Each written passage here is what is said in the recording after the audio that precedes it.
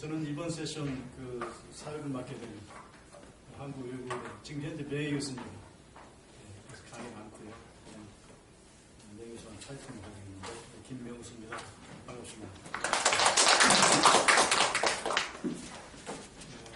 이번 세션에 우리가 2개 업무가 있는데요. 시간은 1시간 반이기 때문에 발표 시간하고 토론 시간 충분히 있을 걸로 생각이 듭니다. 먼저 2개 논문을 그냥 동시에 발표를 먼저 듣고 토론은 또 따로 발표 이어서 하고 또 토론한 다음에는 또 그 훌륭해 계신 여러분들께서 의견이 있으시면 의견을 받고 또 발표자들이 응답하는 순서로 이렇게 해서 회의를 진행하도록 하겠습니다. 대충 그 시간 계획은 한 25분 정도가 하시면 되지 않을까 생각이 되고요. 토론은 한 10분 정도 이렇게 하고 자유롭게 또 플레이에서 토론을 해줬으면 좋겠습니다. 그럼 먼저 서울대 고기봉 교수께서 정책평가와 합리성이라는 질문을 해주시겠습니다. 간단히 개인 소개 좀 하시고.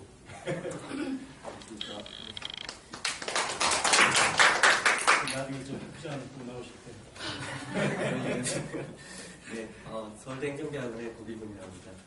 먼저 발표하기 전에 제가 어제 잠을 자는데 꿈을 꿨습니다. 꿈을 꿨는데 제가 발표를 하려고 하니까 다 나가버리시더라고요. 제가 발표하면서 이렇게 긴장을 한 적이 없었었는데 좀 많이 긴장이 됩니다. 이제 그 이유가 뭐냐면 제가 이 논문을 쓰면서 좀 몇 가지 형식의 변화를 했는데요. 하나는 이번에 하면서 원전을 한번 다 찾아보자 해가지고 이제 원전들을 찾는데 너무너무 힘들더라고요. 베버 책도 요즘은 그래도 좀 잘 돼 있어서 나오고 그랬는데 책들 원전 찾아가지고 이렇게 보는데 잘 이해도 안 되고 그런 것들이 많고 또 정책평가와 합리성이라는 이 주제 자체가 굉장히 어려운 주제고 그래서 제가 부담이 많게 글을 썼는데 아니나 다를까 오늘 아침에 보니까 베버의 그 글을 많이 인용을 했는데 뒤에 참고문헌에 베버도 안 달았더라고요. 참 그래서 부끄럽기 짝이 없는 논문인데 제가 고민했던 것들을 여기 한번 오늘 이 자리에서 발표를 좀 해보고 싶습니다. 먼저 이 논문에서 이제 출발점은 이제 원래 이제 과학철학적 관점에서 이제 합리성을 이해를 하는데 이 과학철학이라고 하는 게 굉장히 맥락 의존성이 많고 어느 분야에서 이 과학철학을 적용하느냐에 따라서 접근 방식이 다르기 때문에 저는 로커스를 좀 정하는 게 좋겠다라고 해서 합리성의 논의의 로커스를 정책평가 쪽으로 저는 잡았습니다. 1차적인 이유는 뭐냐면 우리가 이제 보통 정책평가 그러면 이제 합리적 분석을 핵심적인 요소로 얘기를 합니다. 그런데 합리적 분석이라는 게 도대체 뭔가라는 자연스러운 질문을 우리가 던질 수가 있고요. 그런 맥락에서 정책평가가 중요한 정책평가에서 합리적 분석이라는 게 합리성이라는 게 중요한 문제다라고 생각을 했습니다. 두 번째는 이제 본 연구에서 이제 보여준 바와 같이 기존의 합리성 논의가 대부분 어디에 초점을 맞춰져 있냐면 이제 의사결정 쪽에 맞춰져 있습니다. 정책평가는 사실 의사결정의 문제하고는 조금 거리가 있는 경우들이 많이 있습니다. 의사결정이 아닌 정책평가에서 그러면 도대체 합리성은 무슨 문제가 있을까? 라는 두 가지 포인트에서 정책평가에서 합리성을 좀 깊게 논의할 의의가 있지 않겠느냐라는 생각을 했습니다. 정책평가 이외에 일반적인 정책학에서 합리성의 논의는 주로 인식론적인 문제를 이제 접근을 합니다. 어떤 과학철학에서 어떤 대상에 대해서 이제 철학적 논의를 할 때 크게 버렐 모간이 이제 일반적으로 제시했던 건데 보통은 이제 존재론적 관점, 인식론적 관점, 그다음에 방법론적 관점, 가치론적 관점, 그리고 인간관에 관한 관점, 이 5가지 관점을 가지고 이제 분석을 하자라고 얘기를 했는데 조직학적 관점에서 보면 인간론적 관점이 굉장히 중요하긴 한데 사실 정책평가 전체적으로 보면 인간론적 관점은 인간의 관점은 조금 중요하지 않아서 잘 다루지 않았고요. 가치론적 관점은 조금 다루긴 했는데 가치론으로 좀 들어가면 좀 논의가 좀 옆으로 셀 것 같아서 가치론적 관점도 약간은 생각을 했습니다.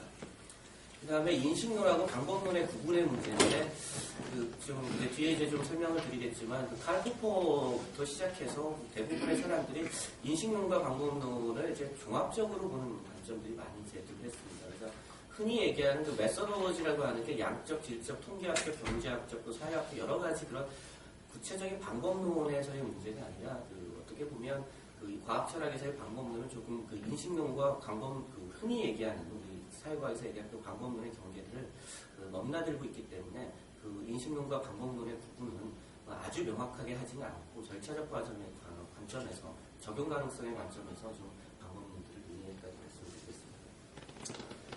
지금 이제 정책학에서 일반적으로 논의가 되는 건 이제 크게 실증주의와 후기 실증주의의 구분을 쓰긴 하는데 사실은 그 후기 실증주의라고 하는 게 지나치게 포괄적이고 그래서 실증주의적 관점과 그 해석주의적 관점에 대한 그 1차적인 논쟁들이 있었고요.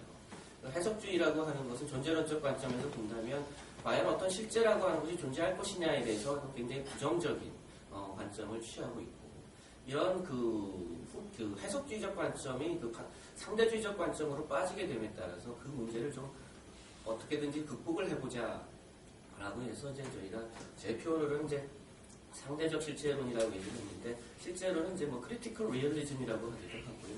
또 정책 평가에서는 이머전트 리얼리즘이라고 해가지고 이제 그렇게 다양한 이름으로 부릅니다. 그래서 인식론적 관점에서 이런 논쟁들이 이제 여러 그 시간 동안에 이제 제기가 되어 왔습니다.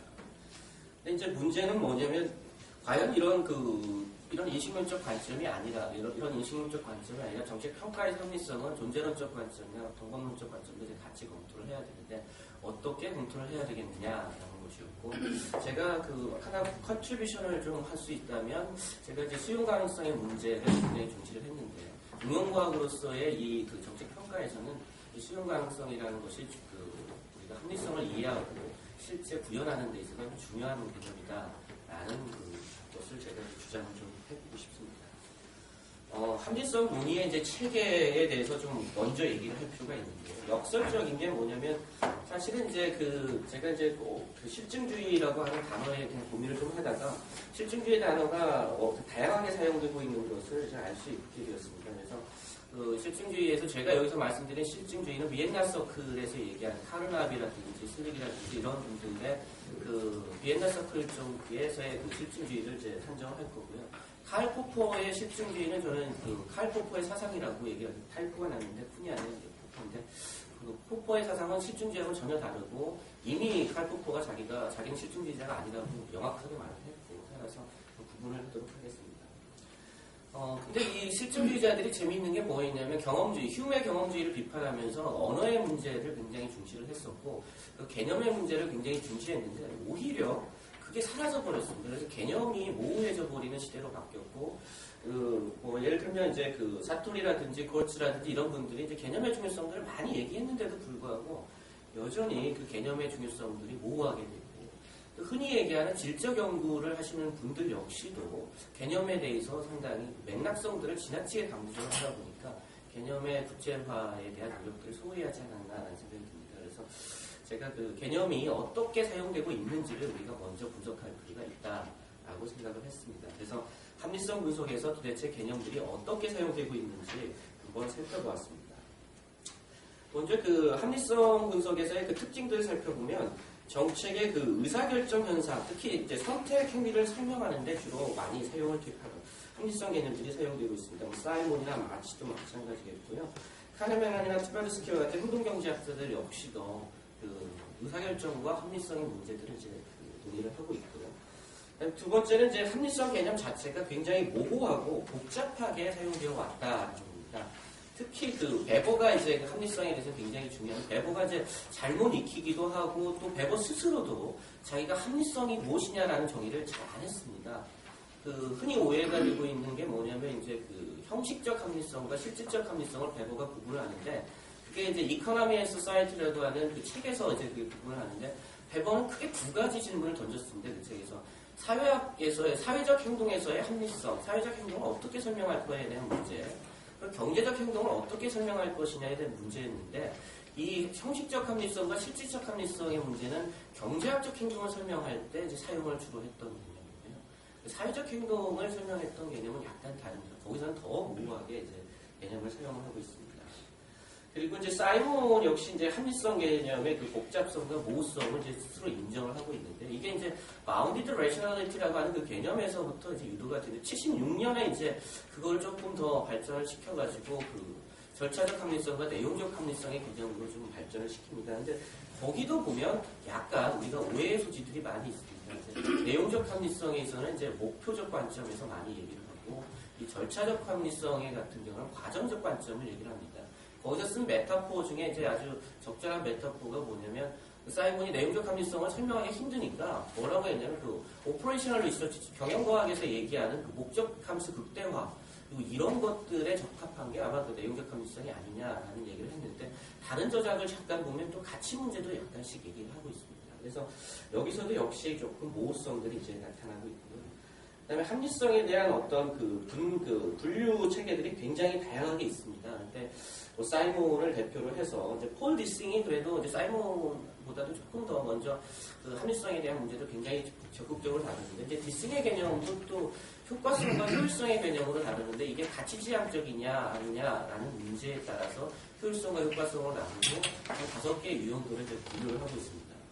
베버 역시도 아까 말씀드린 것처럼 이제 그런 합리성 개념을 제시를 하는데 여기서 주의해야 되고 좀 오해가 있는 게 뭐냐면 베버가 목적론적 관점에서 과연 그러니까 어떤 합리성이라고 하는 게 특히 이제 베버의 철학이 좀 어려운 것 중에 하나가 한편으로는 칸트나 헤겔의 그 역사 철학적 관점에서 역사의 진화의 관점을 굉장히 지지했던 분이라고 생각이 들면서도 이분이 그 프로테스탄트와 자본주의 윤리 이쪽 책들을 보면 이 진화적 관점들이 제시가 되는 것 같으면서도 그게 역사의 어떤 방향 단선론적 관점을 이분이 지지했느냐 이게 또 이렇게 확실하지는 않습니다. 그 경제와 사회에서도 이분이 그 어떤 목적론적 그 어떤 그 관점에서 역사의 변화를 이해했다 이렇게 보기에는 조금 어려운 점들이 있어가지고 제가 그 다른 책들을 좀 읽어봐도 그 베버가 목적론적 합리성을 완벽하게 지지했다라고 보기는 어려운 측면들이 좀 있었다라고 좀 판단을 했습니다.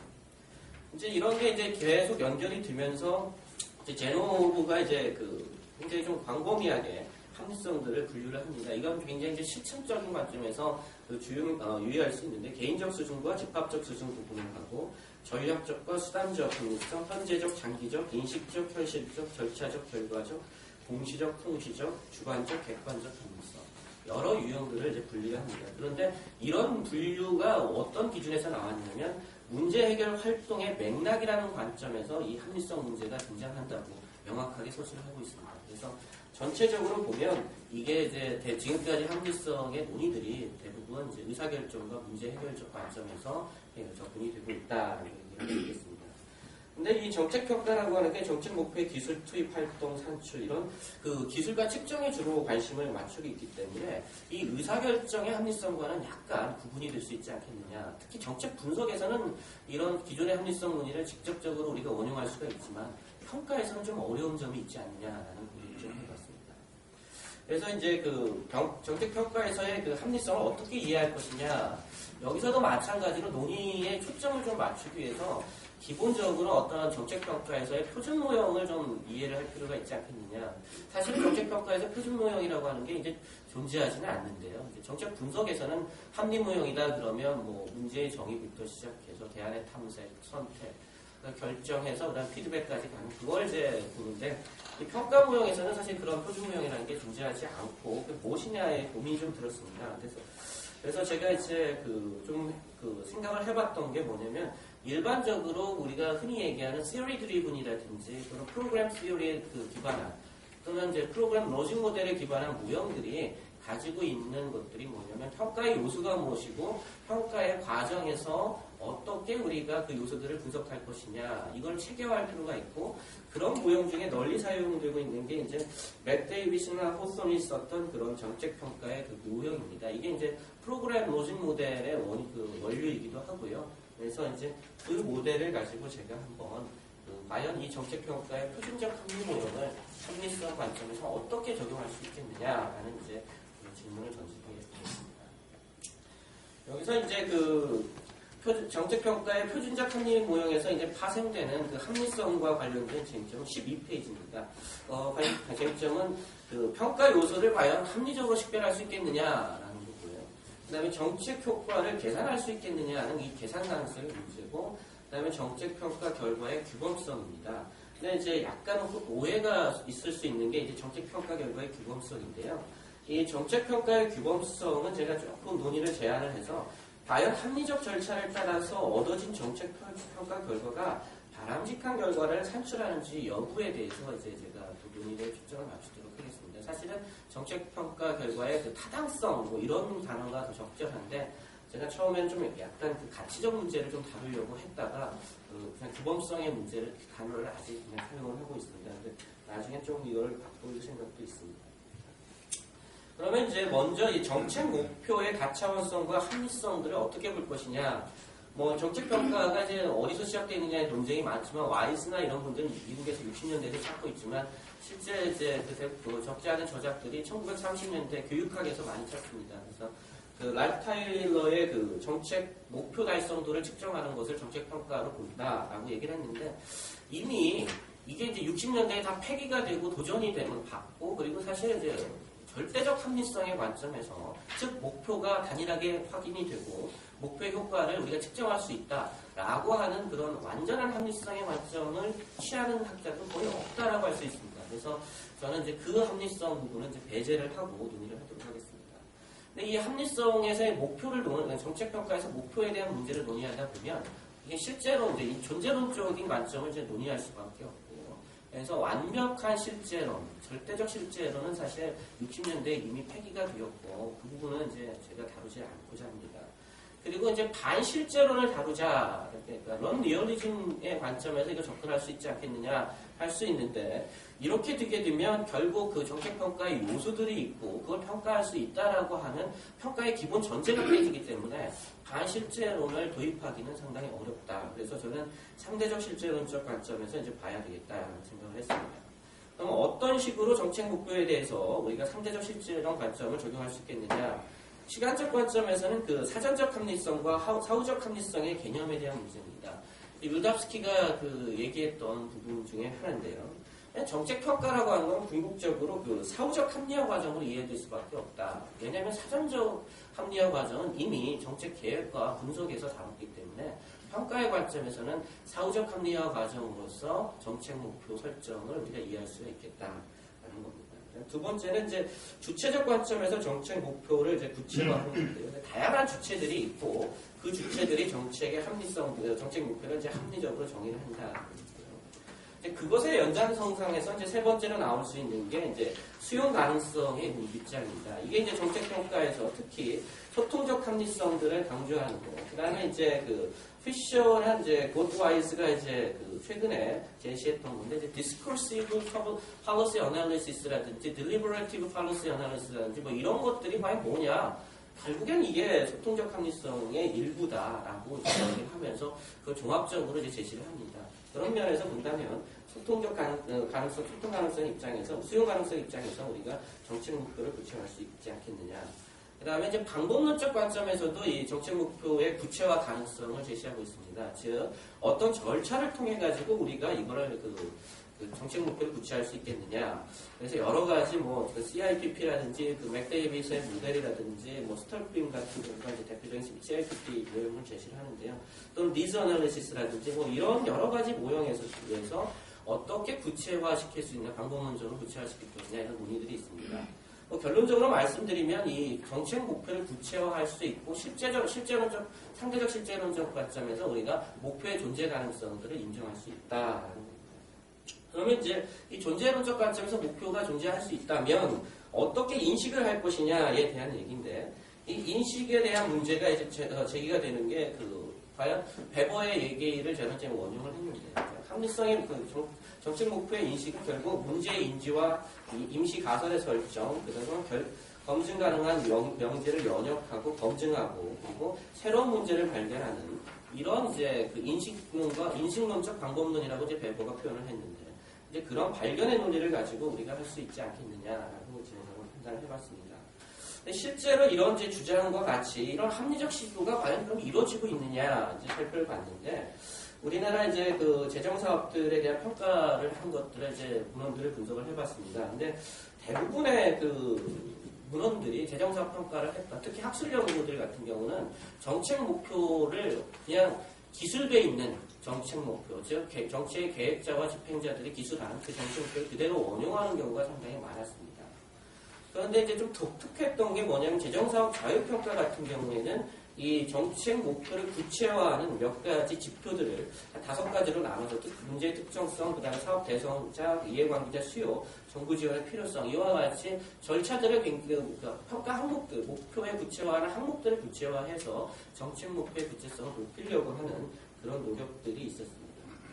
그렇다면 이제 앞으로 우리가 이런 이제 절차적 합리성에 기반해서 어떻게 그런 정책 목표를 설정할 수 있느냐 라고 얘기했을 때 저는 정책의 복잡성을 충분히 제시하는 시도가 필요할 것이다. 목표가 그냥 주어진 게 아니라 형성되고 수용 가능한 목표가 되기 위해서는 그런 정책 목표에 어떻게 평가자가 도달했는지 이거에 대한 얘기들이 설명할 필요가 있다.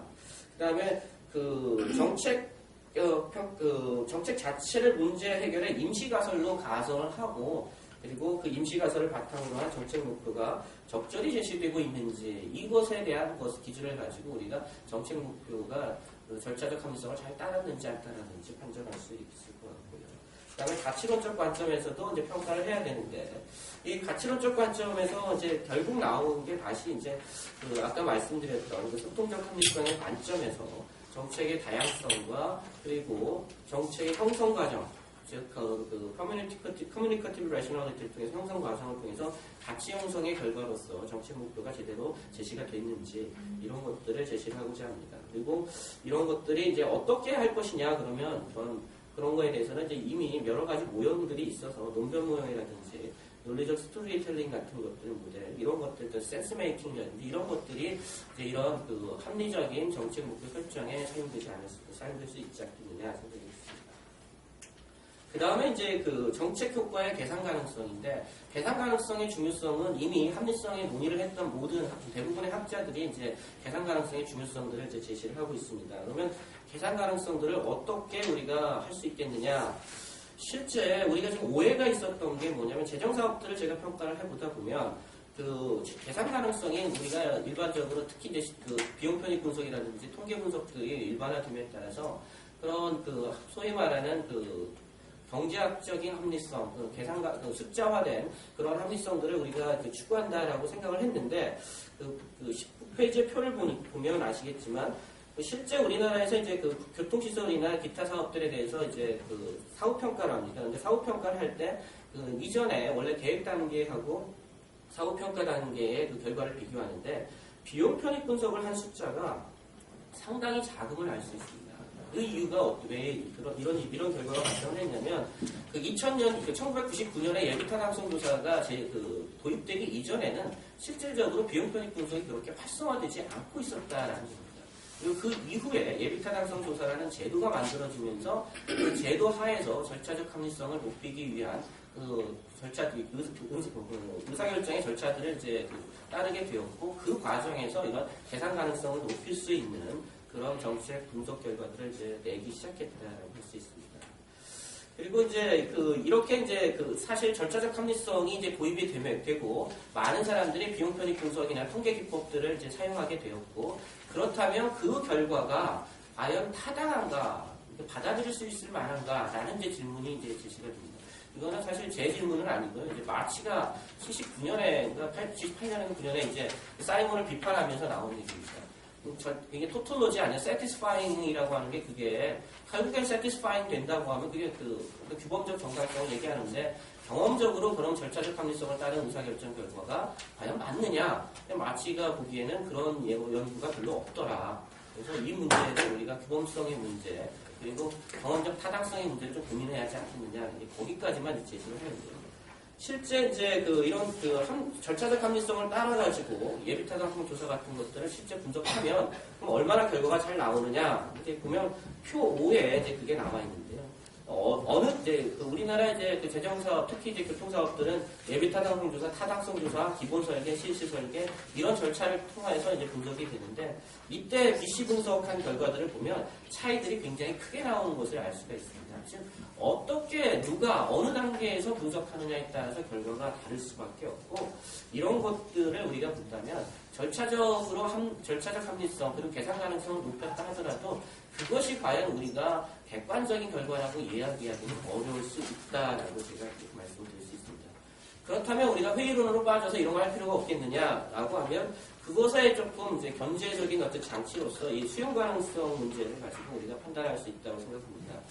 다양한 방법들을 사용해서 그 정책 목표와 효과를 합리적 절차에 따라 분석하면 우리가 그의 내용적 합리성이 확보하는지 여부에 대한 판단이 어렵습니다. 그렇지만 제가 이제 정책 생태계라고 했는데 정책 생태계에 있는 사람들이 그걸 받아들인다고 하면 잠재적 가설로서 우리가 그 결과를 받아들여서 정책 분석이나 평가에 활용할 수 있지 않겠느냐라는 것이고요.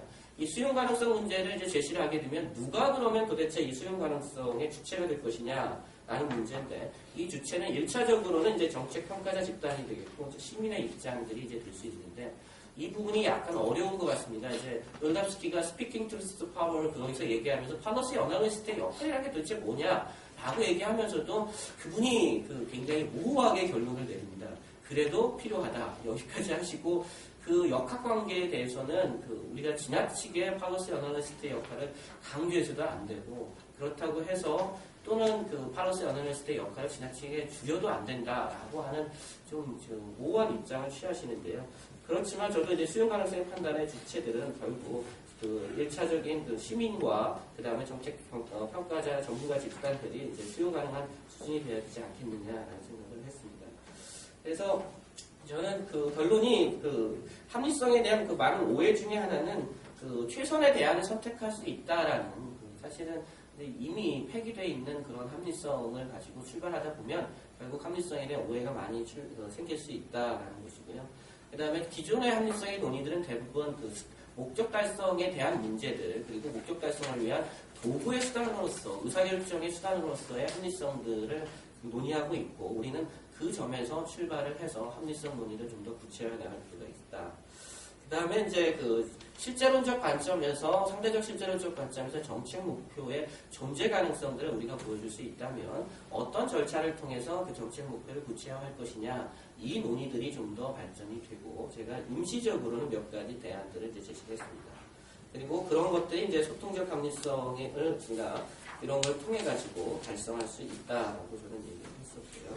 그 다음에 우리가 이제 이러한 합리성이 특히 이제 실증주의적 경향이라든지 경제학적 어떤 분석 툴들이 많이 사용된다고 비판을 하고 있으나 실질적으로는 여전히 그런 1차적인 절차적 합리성이나 계산 가능성을 높이려고 하는 노력들이 여전히 부족한 상황이다라고 저는 판단이 되었습니다. 그래서 결국에 제 논의에서의 출발점은 도구적 합리성을 전제를 했는데 여기서 이제 예외가 있습니다. 특히 이제 심리학에서 얘기하는 그런 의사결정 이론이라든지 진화론에서 얘기하는 논의에서는 어떤 목적 필요성들에 대한 얘기들이 빠져있기 때문에 이 도구적 합리성에 대한 얘기가 그런 관점까지 적용되는 것은 조금 어렵지 않느냐. 다만 이 정책 평가 영역에서는 어느 정도 받아들일 수 있고 그리고 그거를 발전시킬 수 있는 가능성이 크지 않느냐라는 생각을 하면서 이 논문을 마쳤습니다. 네, 감사합니다. 수고하셨습니다. 근데 지금 아까 여기 배우 얘기가 많이 나오는데 여기 지금 참고문에 그게 안 나와 있거든요. 예, 제가 그러니까 어떤 배우를 얘기하는 겁니까? 막스 베버의 제가 있었던 거는 78년에 이제 미국에서 번역돼 있던 이코노미 앤 소사이티 버전하고요.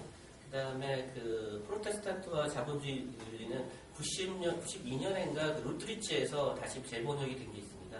그래서 그 원전을 제가 썼었고요. 네, 그러면은 막스 베버가 쓴 원전 연도는 78년이라고 그러니까 예, 그게 제가 번역한 것이 78년이지. 예, 그 전 거는 원전은 제가 원전 그것도 여기다가 제가 넣어야 되는데 글쎄 그게 없어가지고 이 사람이 78년을 살아있었나. 이게 그게 이제 우리 외국 원전을 이제 번역하는 데 있어서의 문제인데요. 버전이 다름에 따라서 너무 내용이 달라서요. 원래 원전의 연도를 쓰는 것보다는 번역된 연도를 써야 그걸 이제 나중에 또 다른 분들이 다시 읽으실 때 편하실 것 같아서 제가 자꾸 두 가지를 다 써주면 어떤 거예요? 예, 그래서 원전은 어떻고 지금 번역은 제가 원래 엔드노트에다가 그걸 만들어서 넣었는데 역제 개정판 뭐 그런 식으로 쓰듯이 쓰면 될 것 같아요. 네, 예. 죄송합니다.